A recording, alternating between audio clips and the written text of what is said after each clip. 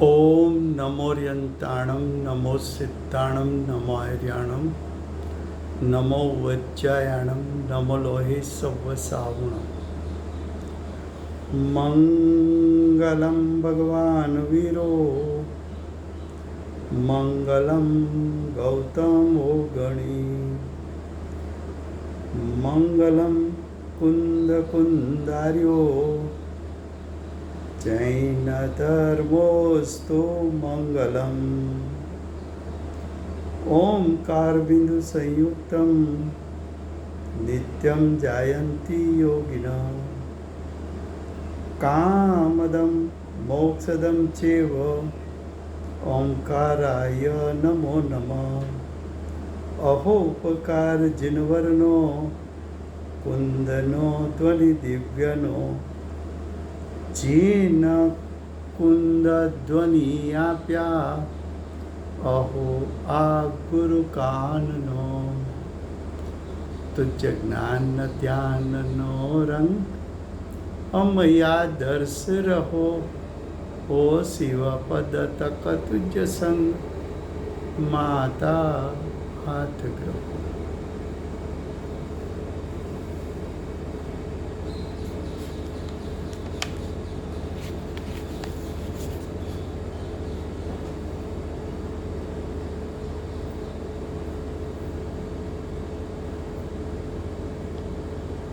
આ સમયસાર નામનું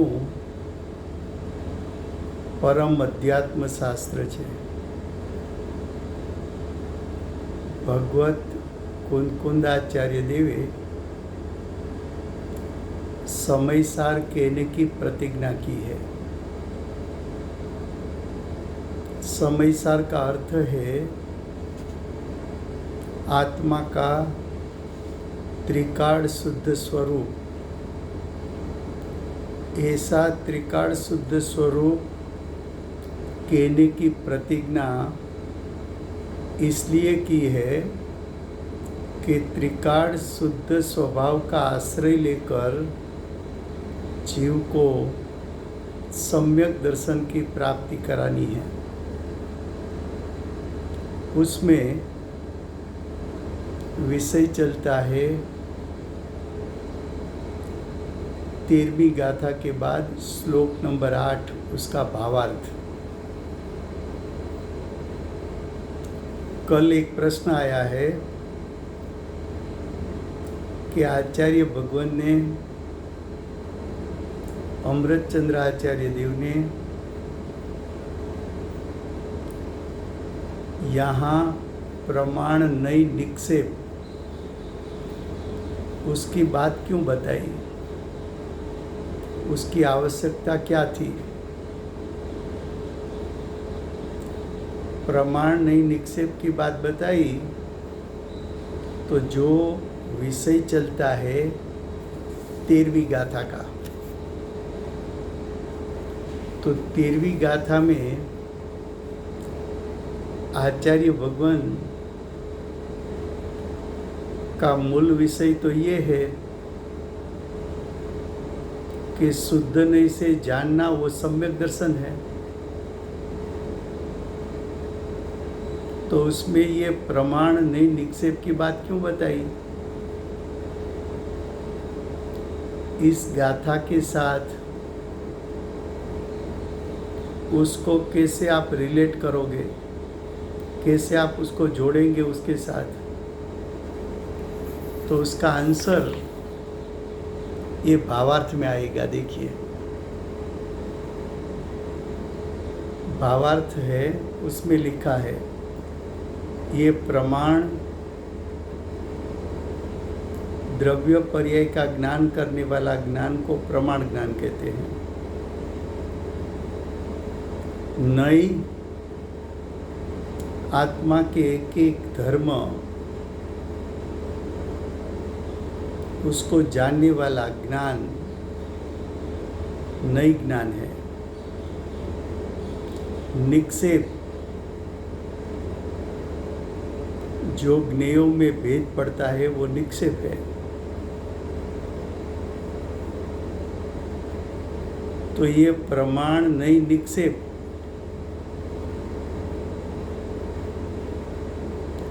प्रमाण नई निक्षेप का विस्तार से व्याख्यान वो विषयों के ग्रंथ में से जानना। क्या कहा कि आपको प्रमाण नई निक्षेप के बारे में विशेष जानना है, तो अन्य शास्त्रों में आत्मा को जानने का उपाय दर्शाया है, और आत्मा को जानने के उपाय में ये तीनों विषय लिया है। प्रमाण नई निक्षेप, चौथा एक विषय लिया है लक्षण। तो भावार्थ में ऐसा बताया कि प्रमाण नई निक्षेप का वर्णन दूसरे शास्त्रों में दिया है, वहाँ से विशेष अभ्यास करना। फिर से गुजराती में, काले एक प्रश्न આવ્યો છે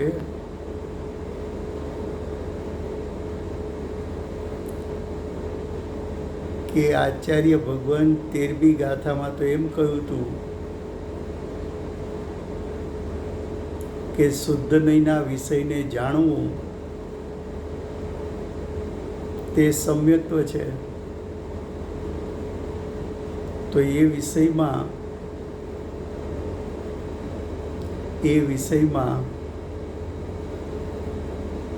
આ પ્રમાણ નઈ નિક્ષેપની વાત શા માટે લેવામાં આવી? શુદ્ધ નહીંથી જાણવું તે સમ્યક્ત્વ છે, એ વાતને આ પ્રમાણ નઈ નિક્ષેપ એની સાથે શું સંબંધ છે? તો એમનો જવાબ અહીં ભાવાર્થમાં આપ્યો છે કે આ પ્રમાણ નઈ નિક્ષેપ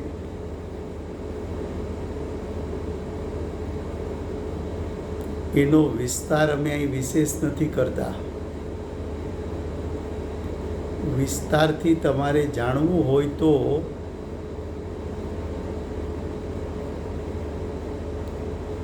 આત્માને જાણવાના ઉપાય, વસ્તુને જાણવાના ઉપાય પ્રમાણ નઈ નિક્ષેપ અને ચોથું લક્ષણ છે। એ વિષય જે શાસ્ત્રોમાં આપ્યો છે ત્યાંથી અભ્યાસ કરવો। આટલું કહ્યા પછી આપણા પ્રશ્નનો ઉત્તર હવે આવે છે।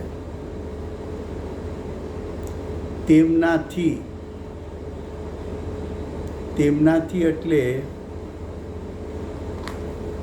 પ્રમાણ નઈ નિક્ષેપથી, પ્રમાણ નઈ અને નિક્ષેપથી વસ્તુની સિદ્ધિ થાય છે। શું કહ્યું કે પેલા વસ્તુનું સ્વરૂપ જેવું છે તેવું સવિકલ દશામાં નક્કી કરવું। તો કે આવું કેમ કહ્યું? તો કે એટલા માટે કહ્યું કે વિશ્વમાં 363 પાખંડ મત છે। એ 363 પાખંડ મતમાં વેદાંત માત્ર આત્માને નિત્ય કહે છે, દ્રવ્ય સ્વભાવ નિત્ય કહે છે, પણ પર્યાયને સ્વીકારતા નથી।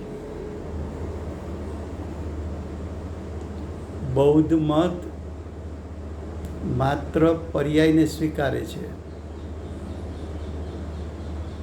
દ્રવ્ય સ્વભાવને સ્વીકારતું નથી. એ આત્માને ક્ષણિક માને છે. એવા 363 એકાંત છે. અને એક જૈન દર્શન છે. તો સૌ પ્રથમ, જો તને આત્માની પ્રાપ્તિ કરવી હોય તો વસ્તુનું યથાર્થ સ્વરૂપ જાણવું જોઈએ. સવિકલ્પ દશામાં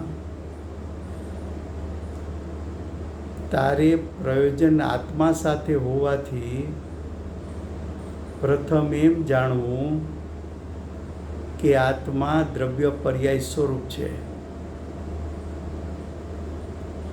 દરેક સમયે પ્રત્યેક સમયે ભાવ પલટો થાય છે,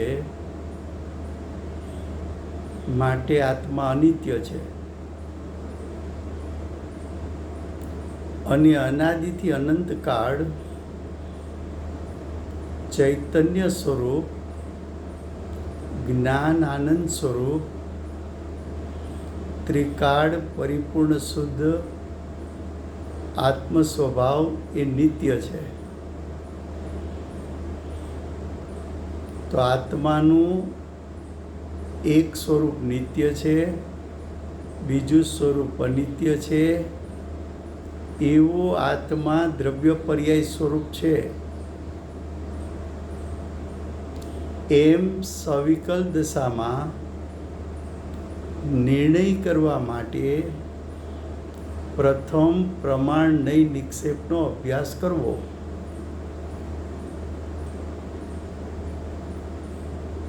પ્રવચન સાર. પંડિતજી હિંમતભાઈ એમ કહેતા કે પહેલાં પ્રવચન સાર સમજવું, પછી સમયસાર સમજવું. ભગવત કુંકુંદાચાર્ય દેવે પણ પ્રથમ પ્રવચન સારની રચના કરી છે, પછી અન્ય શાસ્ત્રોની રચના કરી છે. તો પંડિતજીએ જે ન્યાય આપ્યો એ યથાર્થ છે. યથાર્થ કેમ છે? તો કે પ્રવચન સારમાં જ્ઞેય તત્વ પ્રજ્ઞાપનમાં બીજા અધિકારમાં દ્રવ્યનું સામાન્ય સ્વરૂપ, દ્રવ્યનું વિશેષ સ્વરૂપ, સામાન્ય ને વિશેષ સ્વરૂપ જાણ્યા પછી જ્ઞાન અને જ્ઞેય વચ્ચે યથાર્થ શ્રદ્ધાન કરી સમ્યક દર્શનની પ્રાપ્તિ કરવી, એવો ઉપદેશ છે. ત્યાં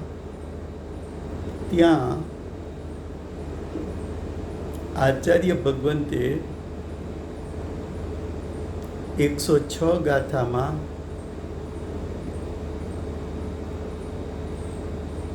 અન્યત્વ અને પૃથકત્વનું સ્વરૂપ બતાવ્યું છે. પૃથકત્વ એટલે બે દ્રવ્યો દ્રવ્ય ક્ષેત્ર કાળભાવથી જુદા છે, અને અન્યત્વ એટલે તતતપણું. પૃથકત્વ બે દ્રવ્યો વચ્ચે હોય, અન્યત્વ એક જ દ્રવ્યની સત્તામાં દ્રવ્ય ગુણ પર્યાય વચ્ચે હોય, તતતપણું.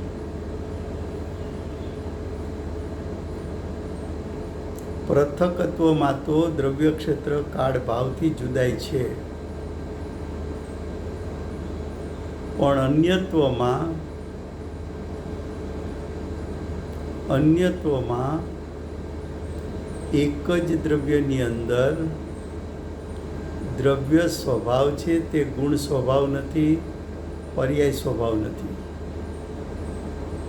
અને ગુણ સ્વભાવ તે દ્રવ્ય સ્વભાવ નથી, પર્યાય સ્વભાવ નથી. અને પર્યાય સ્વભાવ એ દ્રવ્ય સ્વભાવ નથી, ગુણ સ્વભાવ નથી.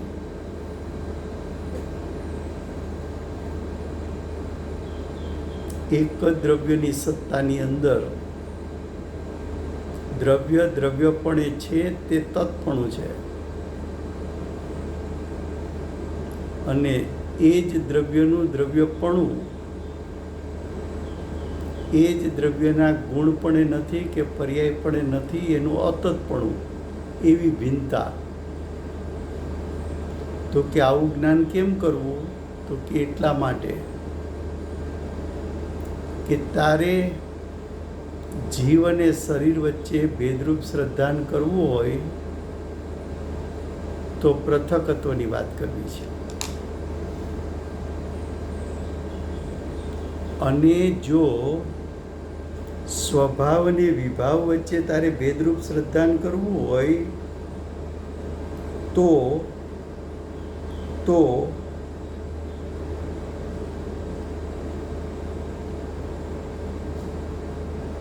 તો અન્યત્વની વાત કરવી છે. માટે અહીંયા કહ્યું કે પ્રમાણ નહીં નિક્ષેપ એના વિકલ્પો દ્વારા, એના ભેદો દ્વારા સવિકલ દશામાં દ્રવ્ય પર્યાય વસ્તુનું સ્વરૂપ જેવું છે તેવું સિદ્ધ કરવા માટે તારે પ્રમાણ નહીં નિક્ષેપ દ્વારા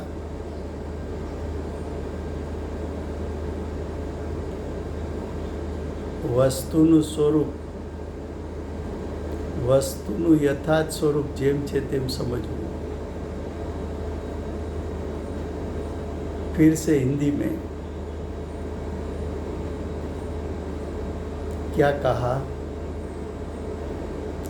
उससे उसका अर्थ है प्रमाण नहीं निक्षेप से द्रव्य पर्याय स्वरूप वस्तु की सिद्धि होती है. क्या कहा?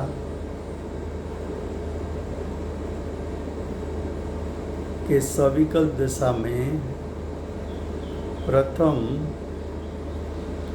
वस्तु का यथार्थ स्वरूप सविकल दशा में जानना चाहिए और उसका यथार्थ श्रद्धान भी करना चाहिए. तो कि ऐसी बात क्यों बताई? तो कि विश्व में 363 पाखंड मत है. उसमें वेदांत में द्रव्य स्वभाव को नित्य मानते हैं, लेकिन पर्याय का स्वीकार नहीं करते. और बौद्ध मत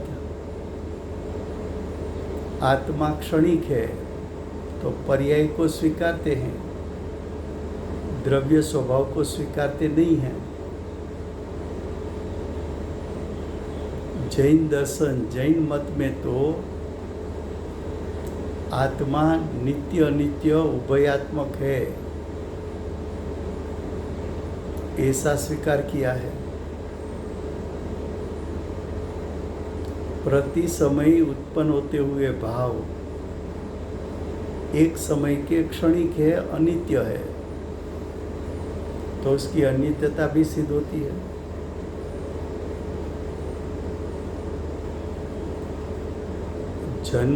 मेरा जन्म हुआ तब वो मैं था, आज भी वो ही मैं हूँ.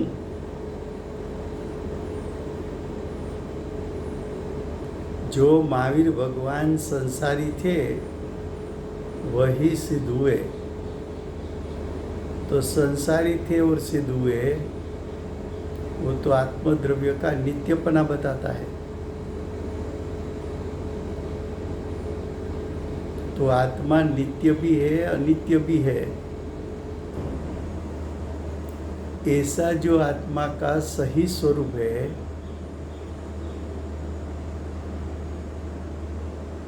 आत्मा का जो सही स्वरूप है,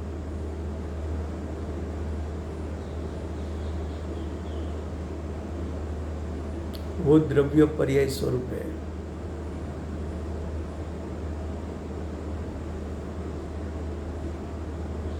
तो आत्मा एक दृष्टिकोण से नित्य है, दूसरी दृष्टिकोण से अनित्य है। ऐसा वस्तु का यथार्थ स्वरूप, उसका यथार्थ ज्ञान और यथार्थ श्रद्धान सविकल्प दशा में करने के लिए प्रमाण नई निक्षेप के भेदों से आत्मा के स्वरूप को जानना चाहिए। इसलिए प्रमाण नई निक्षेप का स्वरूप बताया। एक बार सविकल्प दशा में दृढ़ निर्णय कर लिया, उसके बाद क्या? तो आगे बताया, वो यानी जिसने सविकल्प दशा में प्रमाण नई निक्षेप के माध्यम से वस्तु का स्वरूप यथार्थपने जाना था और यथार्थपने श्रद्धान किया था, वो जीव साधक अवस्था में, अब वो जीव सविकल्प दशा का निर्णय यथार्थ किया था और यथार्थ ज्ञान किया था। वो जीव ने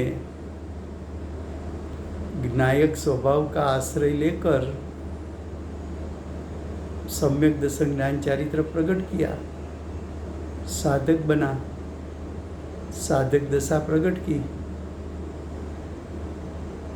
तो वो साधक